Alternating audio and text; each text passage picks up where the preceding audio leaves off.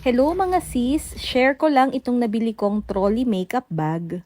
Nakita ko lang din to sa nakasabay kong makeup artist at natuwa ako kasi kasya na dito lahat ng gamit niya, from makeup pati na din yung hair tools as in. At syempre, naisip ko kailangan meron din ako ng ganitong bag. Dahil gusto ko na din magbagong buhay para konti na lang din ang bitbit ko kapag merong nagpapaservice na client. Nakaka-haggard kaya, alam mo yan sis.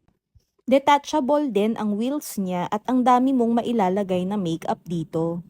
At ayan na nga, sinimulan ko nang i-transfer ang aking mga makeup. Meron din siya ditong pockets na pwedeng paglagyan ng eyeliner, hair comb at saka mga makeup brush. Then dito naman sa ibabaw, kasyang-kasya ang mga hair tools. O di ba ang bongga, hindi ko na kailangang magbitbit na madaming bag. So dati, ganito yung dala ko, isang luggage para sa mga hair tools at nasa ibabaw naman yung lagayan ko ng mga makeup.